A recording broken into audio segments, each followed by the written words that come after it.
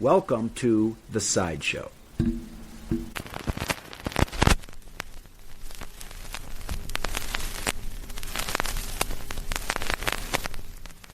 All right, everybody. Welcome to another episode of The Sideshow. And today, Mike is going to be driving.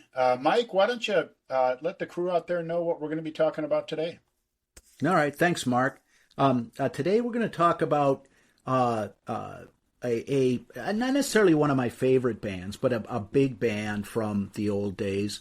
And that is Jethro Tull, Aqualung, Side 1. Sweet. And this album came out in 1971. You and I we turned 8 years old in 1971. And so, this wasn't something like, Mom, Dad, we got to go to the record store to get Jethro Tull's new album. A little before our time. Yeah, but in any case, Jethro Tull was a band, I think in large part because of this album, Aqualung became sort of a staple band of the classic rock era, and were one of the more commercial manifestations of what's known as progressive rock. And there's a number of different bands that could or couldn't fit into that category, but it's an album that had a bunch of songs that made it onto the radio, and a lot of songs that a lot of people or people that listen to classic rock on the radio would be familiar with, or at least recognize if they heard it. The title track, Aqualung, Cross-Eyed Mary, Locomotive Breath, Hem 43, and others. And the Jethro Tull had a long career after Aqualung. Their first album came out in 1968. This was in 1971. Mm-hmm. And they made music well into the 80s. And I don't actually know what the status of the band is right now. But in the early 80s, they were still cranking out music. Yeah. And while there were a lot of lineup changes, even at this early stage of their career, there'd been a number of different lineup changes in the band before the Aqualung album came out. And those kind of lineup changes continued into the future. But Ian Anderson, the vocalist, flautist, and sort of kind of figurehead of the band, remained in the band. And the guitar player who joined the band, I believe at the time of their second album, in 1969, named Martin, it's either Barre or Barry, Barre is how you spell his last name. I'm not positive how to pronounce it correctly, but he kind of was a mainstay of the band, into the 80s and stuff like that. But it's just real quickly about that. These you see this with these bands that are really trying to take on a different sound, especially incorporating the notion of some of these classical instruments or more of a folk or almost Renaissance type sound into the music. So a lot of different instruments. You're not talking about, guitar, bass guitar, drums. You're talking about all these different types of cello players and flute and violin and this type of thing. They're not growing as many people that are picturing a life on the road and performing that are playing the violin and the cello as you are people that pick up a guitar. And I think that's part of the notion of the lineup changes that this band has. And it was significant, not just considering the fact that they were cranking out albums for decades, basically. I think from the time of Aqualung into the 80s, they were kicking out an album every single year. And they really were constantly moving through musicians, and it didn't. If you read about it, it wasn't like conflicts within the band or whatever. These musicians just didn't necessarily want to spend their lives on the road, and Jethro Tull toured a lot. So it's just kind of interesting looking at some of these non-conventional makeups of musicians in some of these bands, and you really do see that, which is also interesting because Jethro Tull had commercial success from their very first album. They got traction. They weren't big megastars on day one, but they were getting traction and commercial success. So the notion of being able to keep musicians you think would be there, I believe it's just the nature of the type of music that they were playing, and it's a little bit different than just your classic rock kind of stuff that was being played at the time. And I think I agree that they're a unique sounding band. And, a friend of mine once said, that you can identify a progressive rock band from, late 60s, early 70s if they have a woodwind instrument in it, obviously a flute is actually a woodwind instrument, I believe. Yes, it is. And, or, like King Crimson had a saxophone player, stuff like that. And that's not, I'm not saying that that's a universal rule, but certainly that was something that distinguished Jethro Tull amongst bands in general, and certainly amongst hard rock bands, because it certainly by the time of Aqualung, and I believe before then, there were elements of hard rock music along with kind of sort of the typical late 60s blues bands that played in England at that time.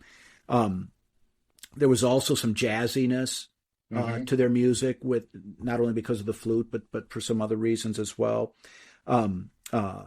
And also kind of like English folk music. Yeah. And whether it's, kind of a Fairport Convention sort of thing or Incredible String Band, whatever.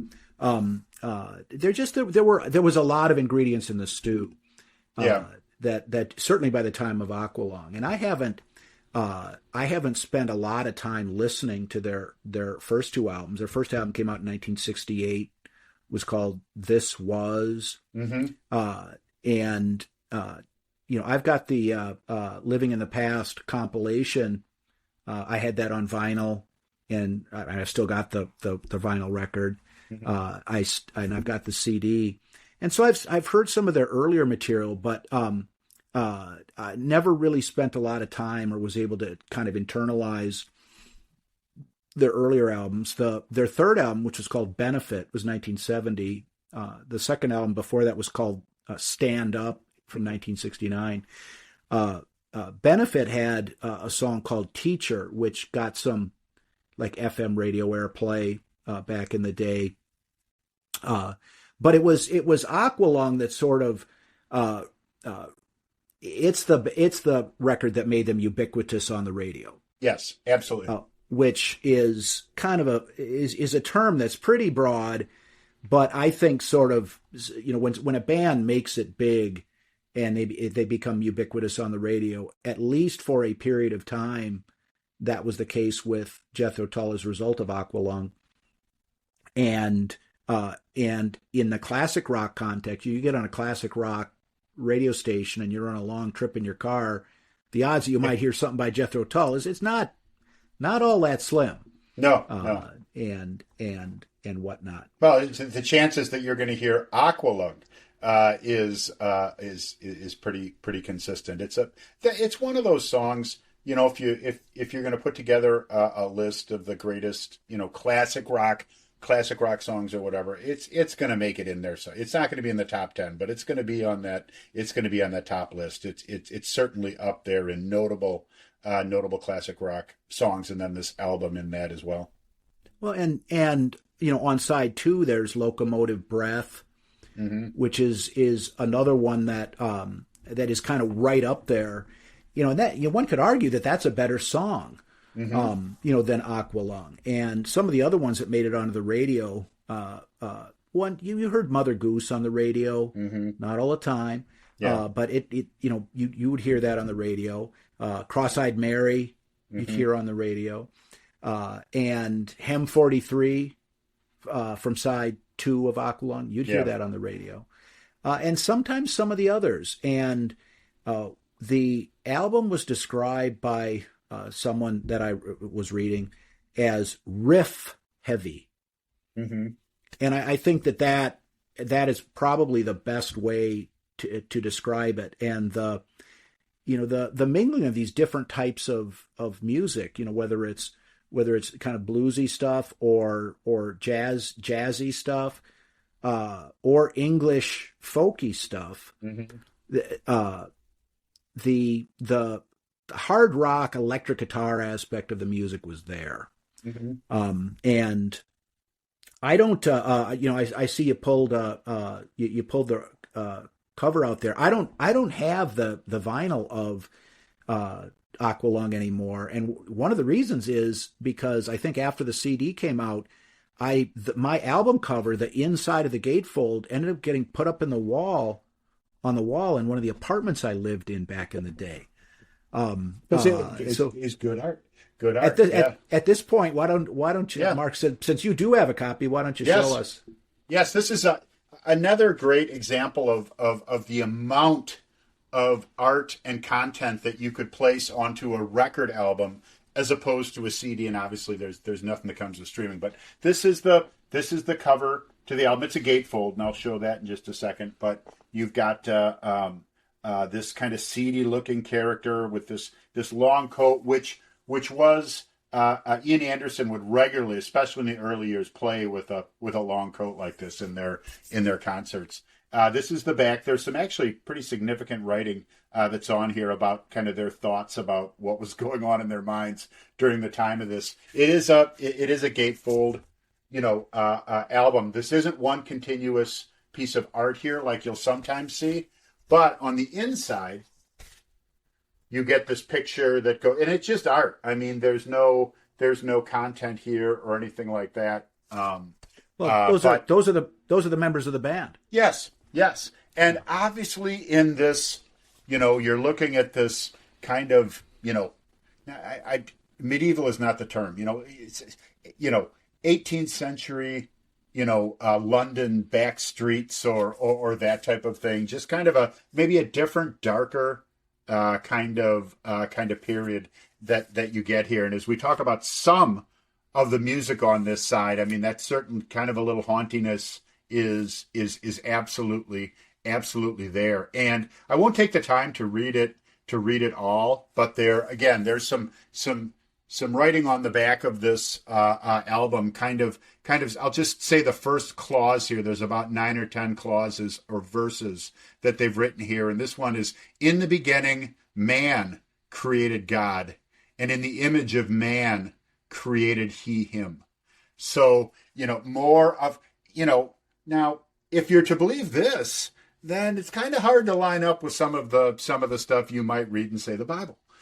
So there were some thoughts about religion and spirituality and that type of thing that come through in some of the songs and the lyrics. But again, a lot of content, information about the band, and insights that come right with the album. Cool album, cool album cover. Well, and the what we would now call font of the writing on the back of the album cover that you pointed out there and read, along with the language itself, is certainly biblical in nature. Yeah, and I don't know if I can catch the thing on that, but it's interesting. It's an interesting look. It's a great interesting to read as you're checking out the first couple tracks.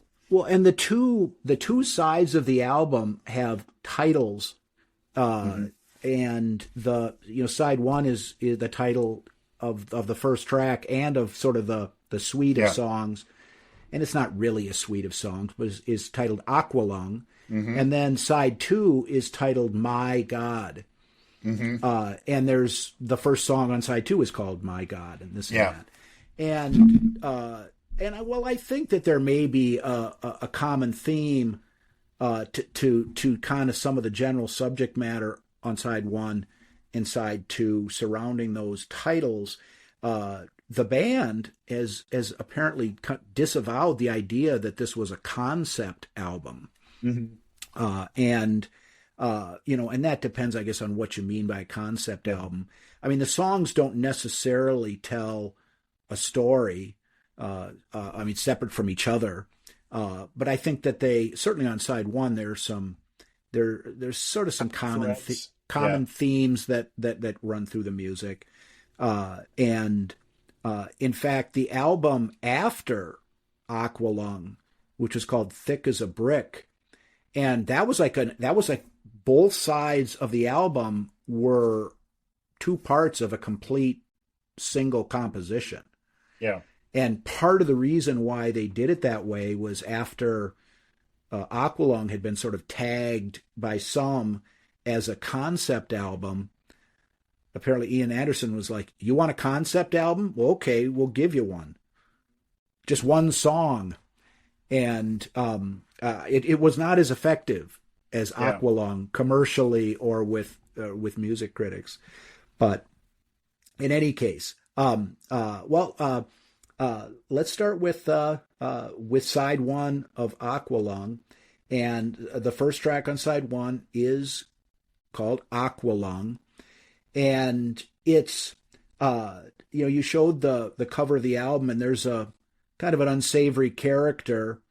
And apparently what inspired that cover art and the song was a picture that it may have been Ian Anderson's wife or companion that took it. But in any case, there was a picture of a homeless man somewhere in London that the person who took the photo and Ian Anderson looked at as fairly compelling. And the idea that that Ian Anderson had was he looked at it and it was sort of like, well, look, this is a figure who is deserving of some compassion. Someone who's forced to live on the streets and this and that. But at the same time, there was also a reaction, a certain amount of distaste, if not fear. Like, as you say, kind of an unsavory looking person, not the sort of person you necessarily want to take into your home, or have move in next door. And the song, which will, the specifics of which we'll get to in a second here, kind of reflects those two different reactions. Yes. To such a person, and the style of music from the beginning of the song into the middle and towards the end, there are a number of different styles that, to some extent kind of reflect that sort of those different reactions to this single person that they see. Mm-hmm. It's really those changes are very different styles in the music. I mean, there's really kind of short bursts in this song, and it's clearly to elicit certain emotions or visions or even roughness of viewing this person. And I think that even going a little bit farther, what you were talking about being different reactions that people have to this type of person that they might see on the street, I think it is also the idea that, look, it can be true that this person is very nasty looking and rough looking and potentially even dangerous. And it's also true that you need to have some empathy. There's some loneliness in this person. There's some, difficulty in their past. It's really an interesting song, the way that it goes in, because one minute you're listening to something that is, and that it's really kind of rough the way that these descriptions go in. And 20 seconds later, you're listening to something that is much more, compellingly empathetic and softer in sound. They do a very good job of moving back and forth in this. Well, the song starts out with a very memorable 6-note guitar riff. Yes. And why don't we put a little clip in, and then we can kind of continue on the other side. Perfect.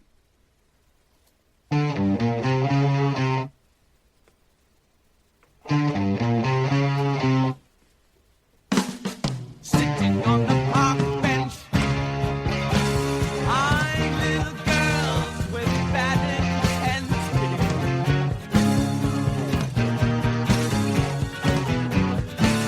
Snot's running down his nose, greasy fingers smearing shabby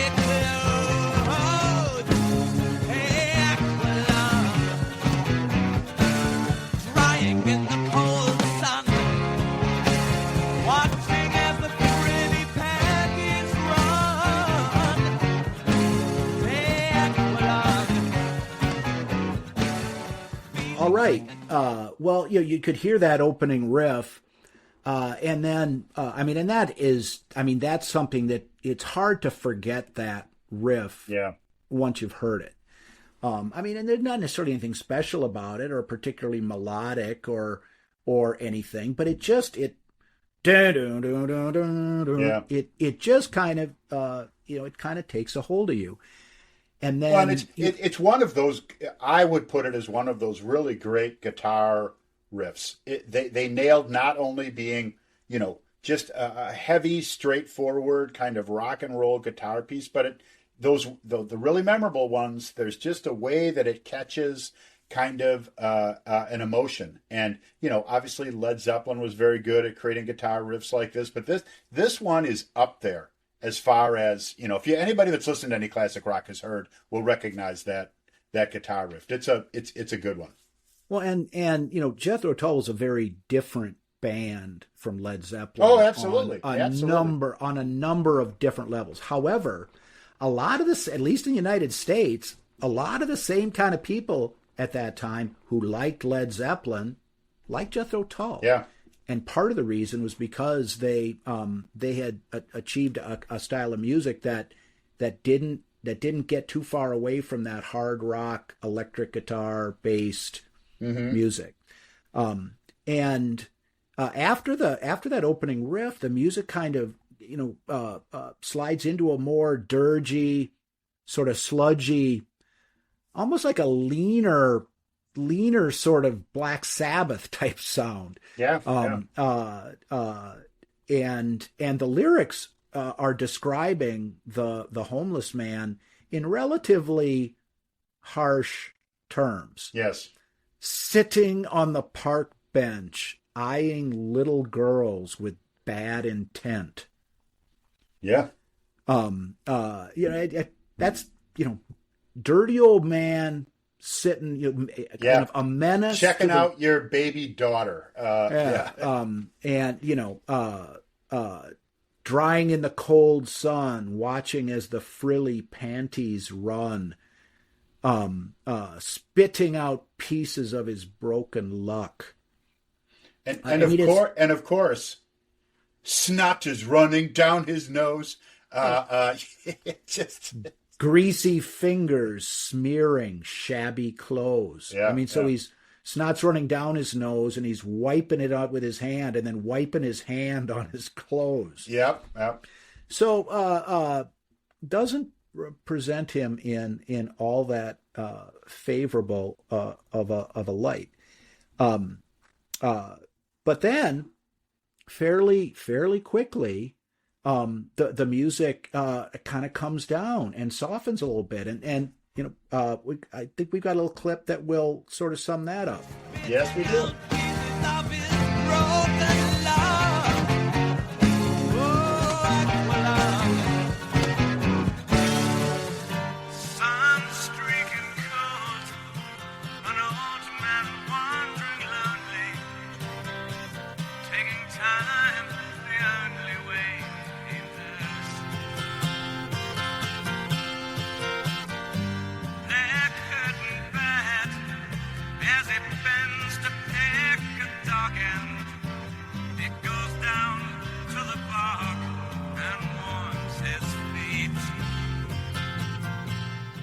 All right. Well, that's a little bit different. Just a very acoustic, kind of like that English folk. Sun streaking cold, an old man wandering lonely, taking time the only way he knows. It sort of steps back and is looking at the same person from an entirely different perspective. Leg hurting bad. He bends to pick a dog end, which is a cigarette butt, is what that refers to. And that's what used to be a thing. With homeless people, they would go out and they would collect cigarette butts, and then they'd take the ends and sort of they'd have their own little pile of tobacco out of it, and goes down to the bog and warms his feet. So totally different approach. And mentions the armies up the road, salvation a la mode, and a cup of tea. I mean, it's referring to the Salvation Army, in my opinion. I mean, I think it's pretty clear. Now, one thing to address is, why is this guy being referred to as Aqualung? I think the answer to that is not particularly controversial, but it's because he's got a hacking cough. He's got respiratory problems. It's sort of like pneumonia. When you get pneumonia, your alveoli and your lungs fill up with fluid, and so it's that's I believe the significance of Aqualung, because most people, when they think of an aqualung, they think of like Jacques Cousteau, and deep scuba divers, and some guy in a park in London, picking up cigarette butts. It's not that. And you can the kind of a common physical characteristic of a homeless person like this. They talk in this song about enduring the winter, and do you still remember December's foggy freeze, when that ice clings onto your beard? Was screaming agony. It's just kind of like it's brutal getting through these winters, man. And then smoking, kind of whatever you can get your hand on, and after years or decades of that, a lot of coughing. Right. And, probably some, very notable coughing of any time coming in the direction of this guy. So I'd have to agree with you on the Aqualung. And you snatch your rattling last breaths with deep sea diver sounds. Mm-hmm. And that part of the song is that kind of moves into the third sort of part of the song, because, you've got the sort of hard rock sludgy guitar beginning, then things soften up and get quieter with the acoustic guitar, and then right at the lyrical point that you referred to, that do you still remember the December's foggy freeze, the song picks up. And why don't we do a little clip of that? Sure.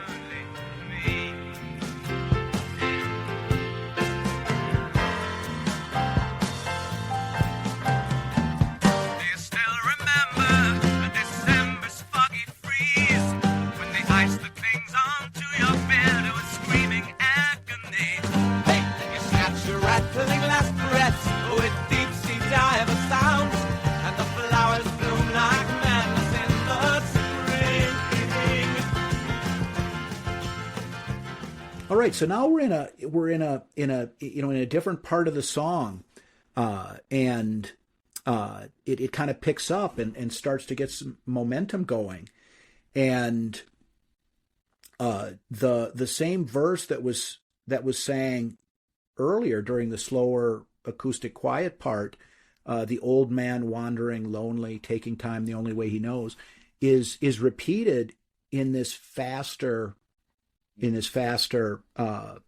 context. Now, does that necessarily mean anything? I don't know, probably not. But the song is picking up, and so you've kind of gone through three different motifs, if you will, at this point in the song, and kind of the next transition really. Is sort of the lead guitar break in the middle. That's got a whole different style than the beginning of the song. And why don't we have our maybe this would be the last clip from this song, but let's take a clip of the lead guitar break.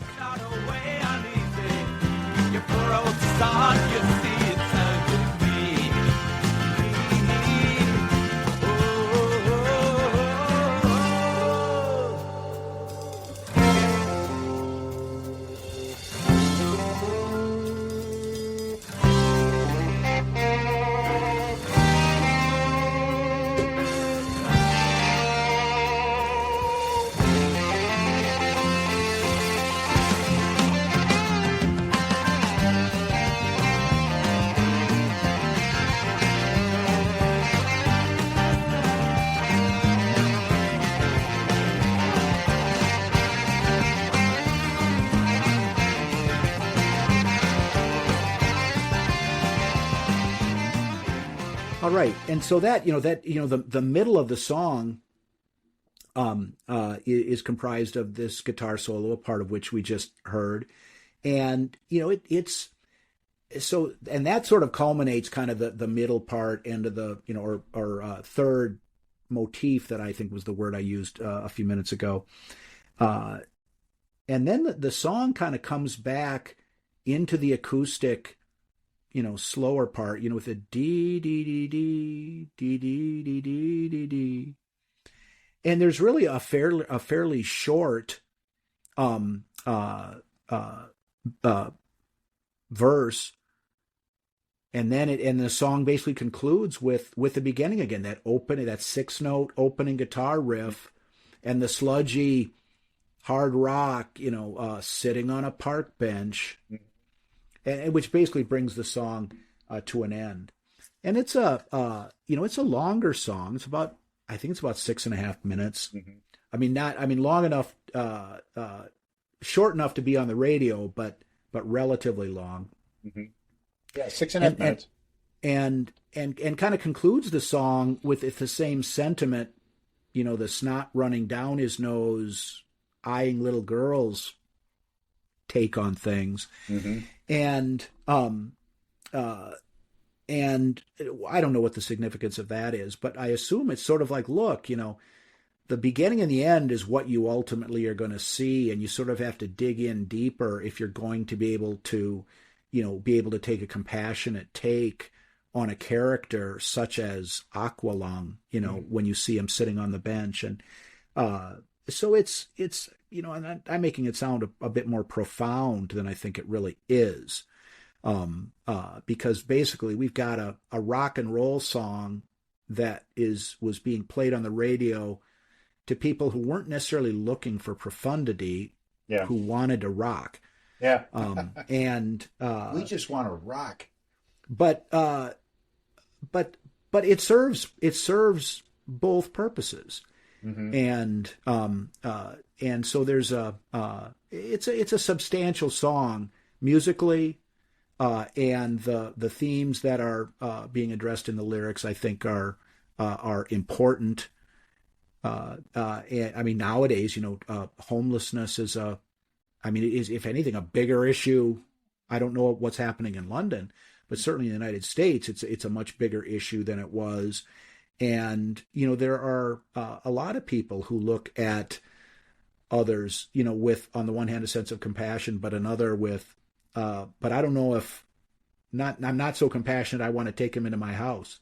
Yeah. A difficult question being tackled here. And I'm sure that original piece of art that was the inspiration, you could see all these complexities in it, which is what caught his attention in the first place. And you get thinking about it, and there's plenty of content for a song, rock and roll or not. And obviously this one was a pretty big classic in the classic rock songs that are out there. Probably it's Jethro Tull's most recognizable song. That opening guitar riff, it's hard to kind of forget that. And a very commercially successful song to lead off what was their most commercially successful album. Yep.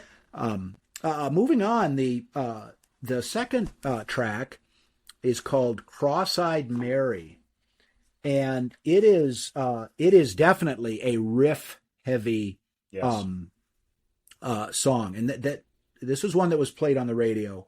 On FM, AOR stations. This was something that, like when we were in high school, you would hear this on the radio every now and again.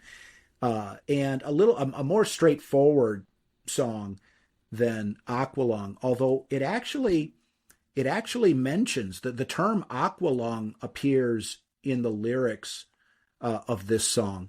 Mm-hmm.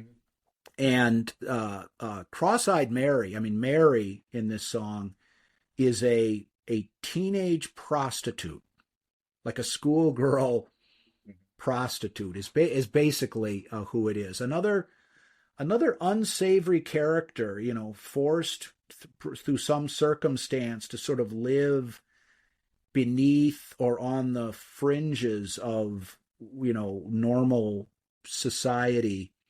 And there isn't the same sort of mixture of compassion and distaste as there is in Aqualung in the first song. But laughing in the playground gets no kicks from little boys, would rather make it with a leching gray. Or maybe her attention is drawn by Aqualung, who watches through the railings as they play. So he's outside the fence of the schoolyard, peering in on the children. Yeah. So Mary is one of the little girls that Aqualung is eyeing with bad intent, and she's up for it. Yeah. Yeah. And now I would say that Mary is a physically mature teenage girl, as opposed to a little girl. I don't think is the appropriate label for the character in the song. And you look at the lyrics. The first verse doesn't necessarily get at Mary, the character. Who would be a poor man, a beggar man, a thief, if he had a rich man in his hand? And who would steal the candy from a laughing baby's mouth if he could take it from the money man? And it's kind of, look, there's people with means and there's people without, and sort of the poor people won't steal from each other if they can steal from the rich man. Yeah. And there's actually a reference to Robin Hood later in the song. She's the Robin Hood of Highgate, helps the poor man get along. And I think what that means is that, she makes her services available for a small fee to men who have money. And there's references to Hampstead Village and Highgate in the song, which are neighborhoods in London, which are relatively well-to-do. Yeah. Kind of trendy, well-to-do neighborhoods where they don't, the rich they don't side want, of the tracks.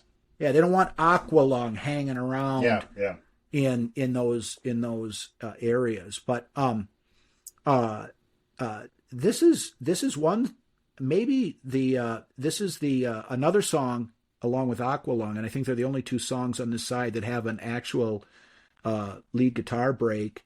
And to kind of get a taste of Cross-Eyed Mary, why don't we put a little clip in?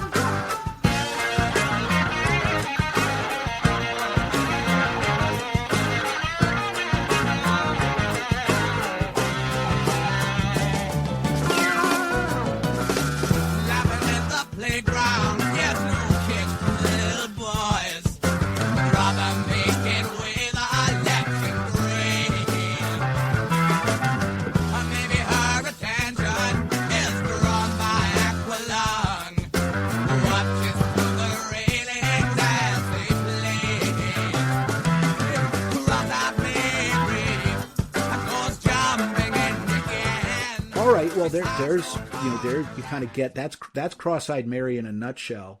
At the very beginning of the song, there's sort of an intro that is flute based.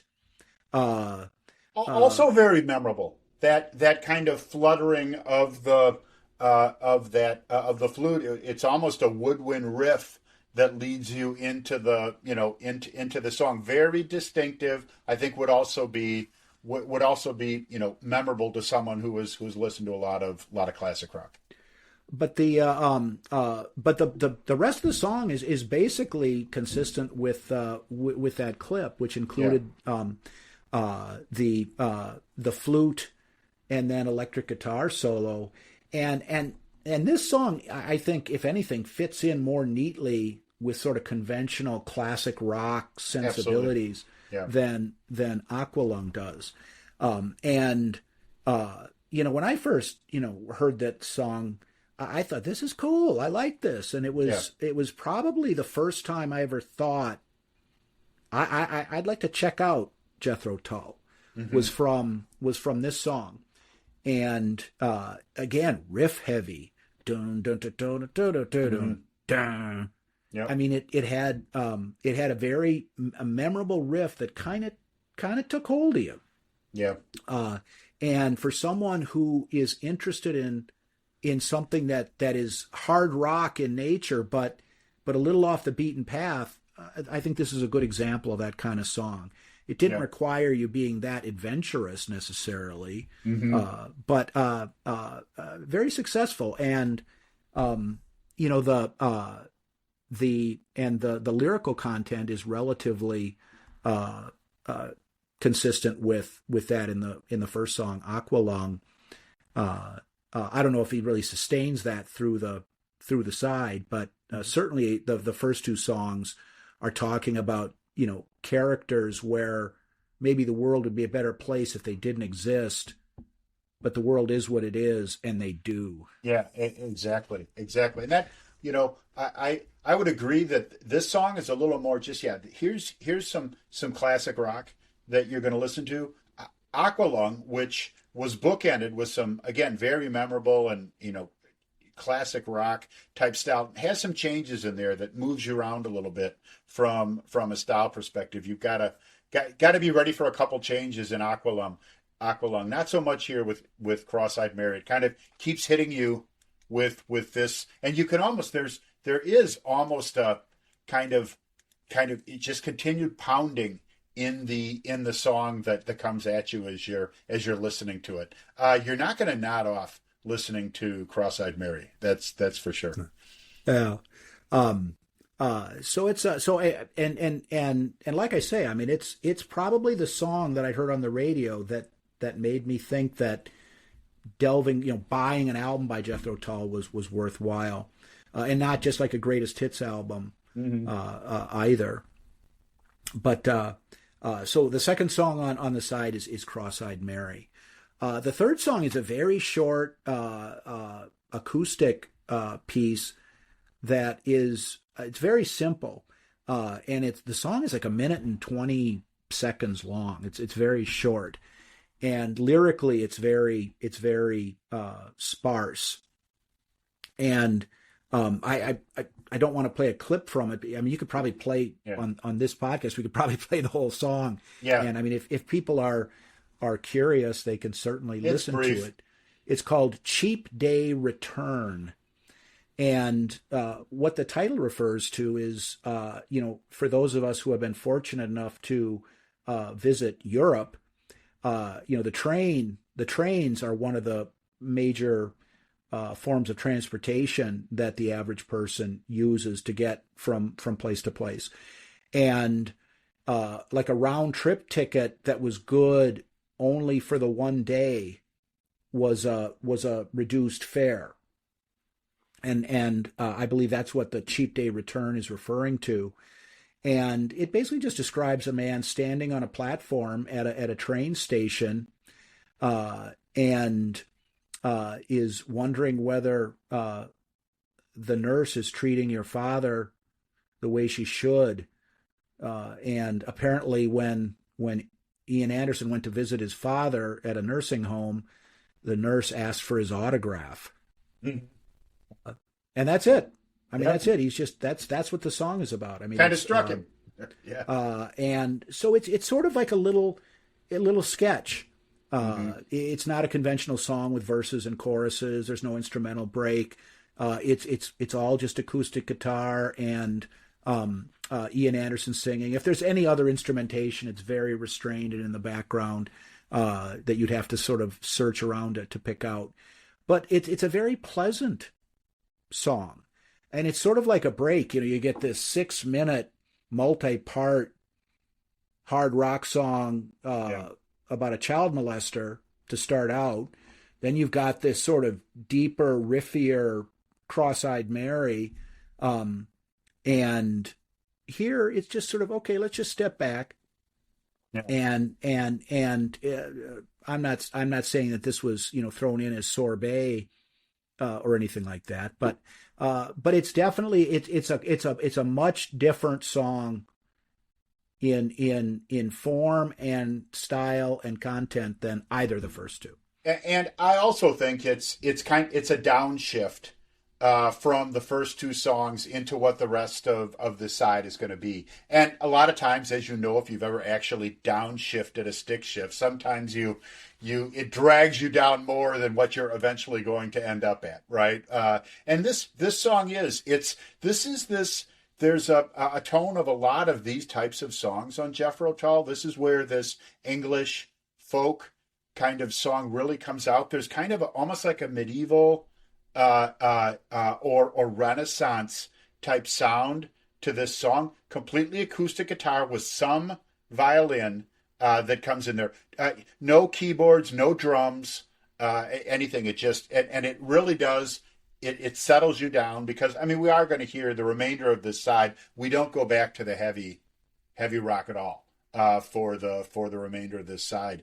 In fact, we really don't go into any heavy drums after this or anything like that. But it's a downshift and a very, very pleasant. It is kind of short, not a lot to it, but it's a really pleasant kind of neat song. And after you've had snot running down your nose thrown at you for a few songs, it's a nice little break. Yeah. And apparently, like I say, I haven't taken the time to really delve into and immerse myself in Jethro Tull's earlier albums. But apparently there was more acoustic music on this album than Jethro Tull's fans had been accustomed to based on the first three. But so Cheap Day Return, it's very short and a very pleasant song. Mm-hmm. The fourth track is called Mother Goose, and it's got more substance to it. It's got a fairly memorable flute riff in it. But it's not a riffy like Aqualung or Cross-Eyed Mary is. It's a much different, more English folk than hard rock. Much more acoustic feel. And even the drums on this that you hear, just it's almost like a hand type drum that is playing to give a little beat in the background. You're not hearing drum fills and snare and that kind of thing. It's smooth, a very smooth acoustic kind of sound to it.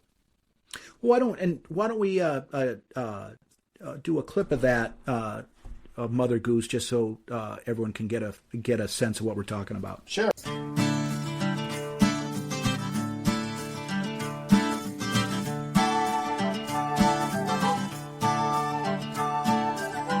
As I did walk by Hampstead Fair, I came upon Mother Goose. So I turned her loose as she was screaming. And a foreign student said to me, was it really true? There are elephants and lions too in Piccadilly Circus.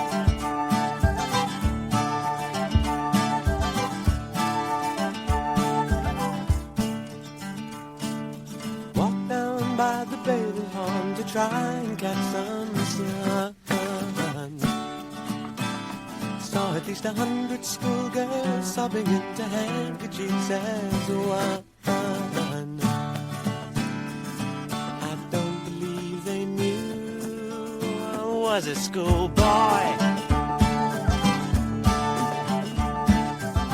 All right. Well, I mean, and there you have it. It's a very unthreatening, kind of pleasant, a more substance to the music than the previous track, Cheap Day Return, and the singer is singing, "As I did walk by Hampstead Fair, I came upon Mother Goose, so I turned her loose, but she was screaming." And I guess I haven't taken a lot of time to ponder what the screaming meant, but the Hampstead Fair is, and we mentioned, the neighborhoods of like Hampstead and Highgate in London. But, well, apparently the Hampstead Fair is an event that occurs annually in London in the Hampstead neighborhood. And, later in the song, the singer refers to himself as a schoolboy. And, whether he's like a Tom Sawyer who's taking, playing hooky from school and going and checking out the fair, or he just some other type of young man who's going and wandering about this fair and looking at what's happening, and not so much like a fairy tale, Mother Goose, but sort of a daydream, I think is what the song is about. And so there's not really any message here. It's more of a convention. It's a conventional song. It's not just a sketch like Cheap Day Return was. But I don't think there's anything particularly profound about this song. It's just a guy who's looking at the things he sees at the fair and just sort of musing about it, daydreaming about it, getting away from his troubles or getting away from his obligations, as it may be, and just kind of a pleasant, folky romp through a daydream afternoon. That's how I see it. I'd agree. And another one that, when I think of this song, I mean, I think that this is a characteristically Jethro Tull piece.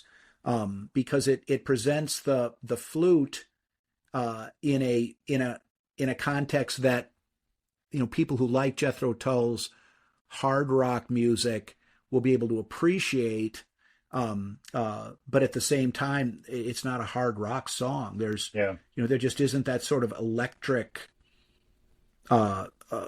guitar feel to it, like the first two songs.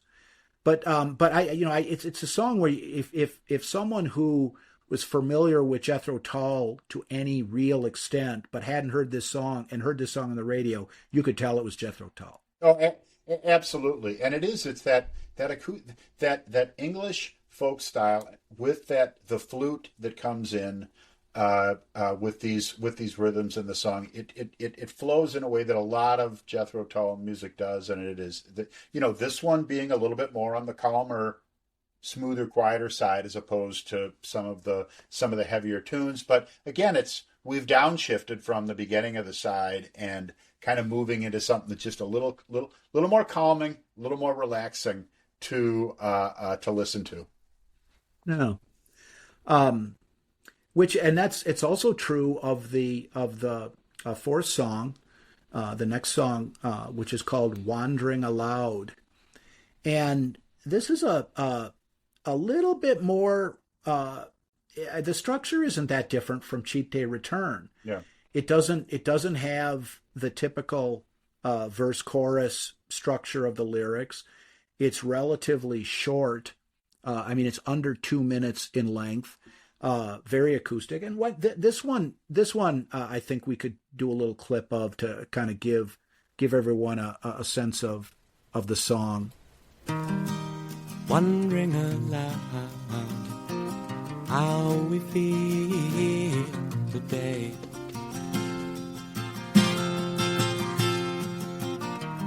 Last night at the sunset, my hand in her hair.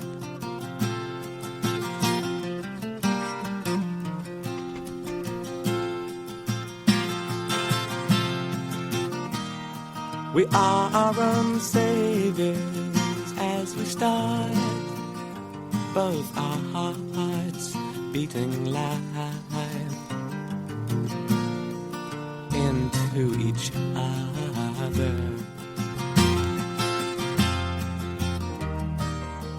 It's a pleasant song.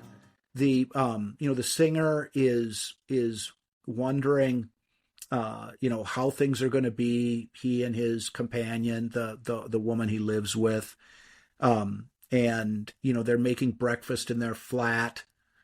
And he concludes the song by saying, "And it's only the giving that makes you what you are."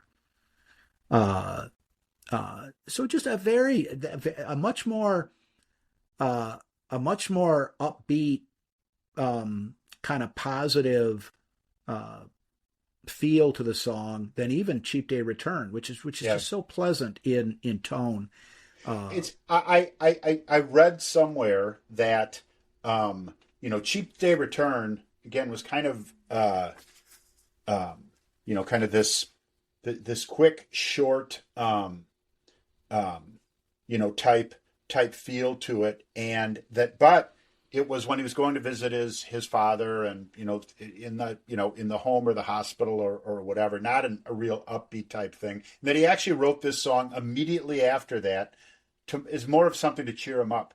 So you've got this one kind of in the same mode mentally, and the songs do have a very similar kind of feel to it. There's just something a little bit more upbeat.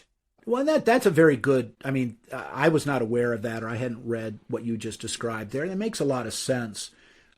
Just sort of okay, there's good stuff happening, and sort of a positive attitude or seeing a half full glass is worthy, and not to mention that it's only the giving that makes you what you are. Suggesting a more charitable approach. Yes. As opposed to the judgmental approach, has value. Mm-hmm. All right, that's taking us up to the end of the side. The fifth and final track on side one is called "Up to Me," and this brings this isn't necessarily like Aqualung or Cross-Eyed Mary, but it does get back to a more riff-heavy structure, and there is some electric guitar in this song, and so it's got a little more of a sinister air to it, mm-hmm. And I think is sort of more consistent with the whole riff-heavy nature of the album as a whole. And before we talk about this, the song is called "Up to Me," and why don't we just listen to a little bit of the beginning to give us a sense of what we're talking about here. All right, let's do it.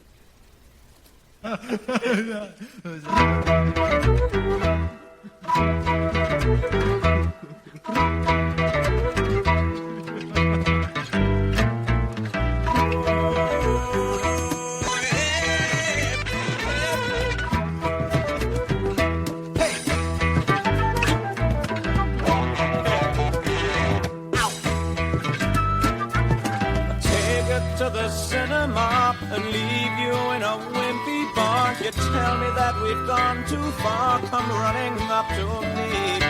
Make the scene at Cousin Jack's. Leave him to put the bottles back. Mends his glasses that are cracked. Well, that's one up to me. Hey.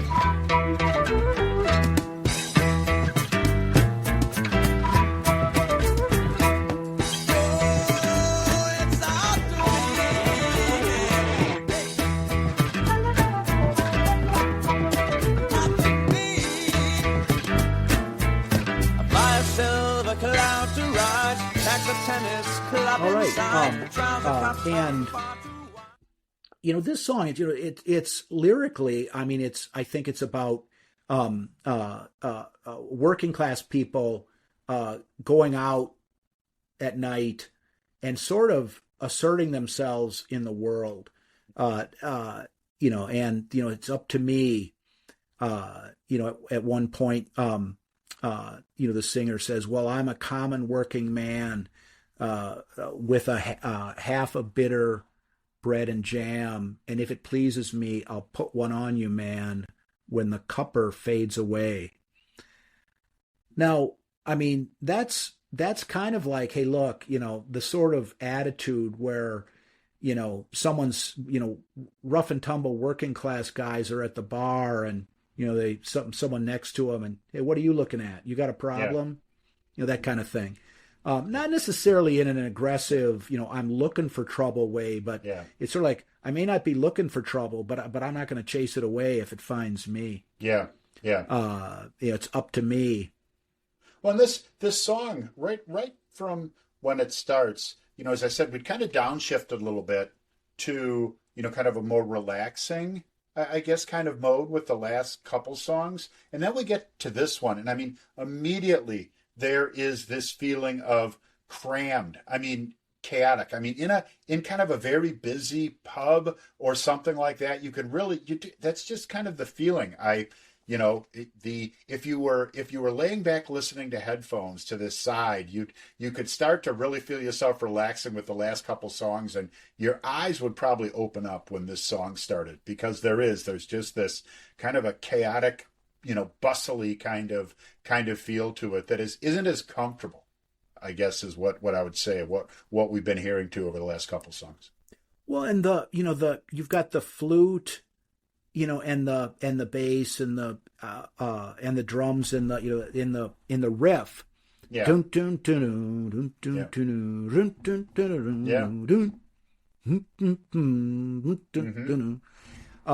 But then at points you can hear it, kind of the electric guitar kind of in the background, not really part of the riff. Yeah. Just sort of putting kind of a little edginess into this. That's it's not the sort of hard rock type riff as in the first two songs, Aqualung and Cross-Eyed Mary, but it's definitely the sort of middle of the side break, calmer, quieter, softer, more comfortable. Does give way to something that's a little more in your face. And they also retain that kind of uncomfortable kind of feeling. There's a lot of kind of like stop and starts to it, or almost like halting. You feel like you're flowing, and then you stop, and you kind of restart and move. And it's kind of an edgy kind of feel to the song. Definitely a different feel that they're bringing out.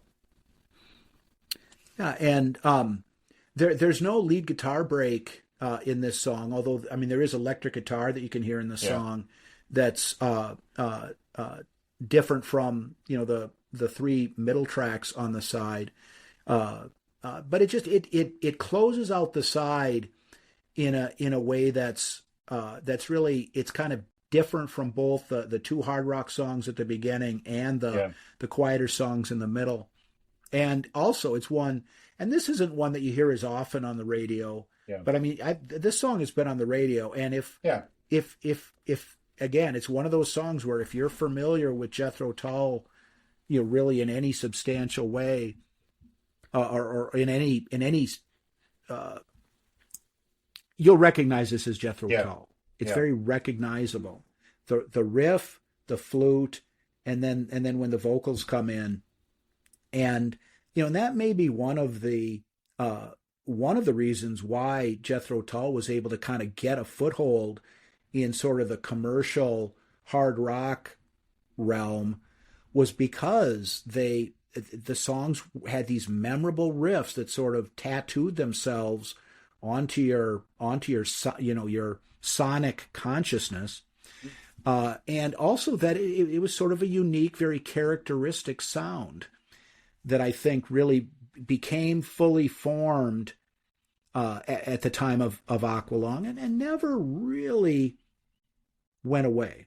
Yeah, they did try. You talked a lot about. Not a lot about, but mentioned the fact that they went on for a long time with a lot of albums, and you kind of lost track of where they went.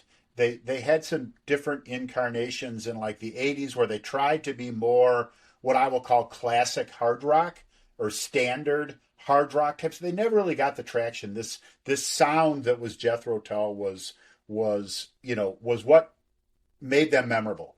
And as when they stayed with a little air of this kind of English folk in their, in what was coming out of the songs, that's when they really nailed it. It's not that they weren't hard, because I brought up the notion of Led Zeppelin riffs, but you pointed out, really some of these things were a little bit more Black Sabbath than because there was a smoothness to Led Zeppelin that they like to stay away from in some of the Jethro Tull songs, and there was some very heavy stuff that was there, yet they had a way of bringing in just this different sound, and it worked for them. And a lot of people liked it, myself included.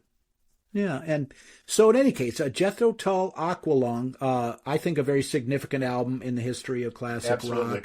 rock. And one of the more commercialized, commercialized is not the right word, but one of the more commercially successful sort of progressive rock bands, and but different from bands like Yes, different than bands like King Crimson or whatnot, but a band that made its mark in classic rock, probably more so than most other bands that could be characterized as progressive rock. And I think that Jethro Tull was the commercial, definitely the commercial high point, and certainly a musical high point in the history of that band. Yeah, absolutely. Well, very interesting band.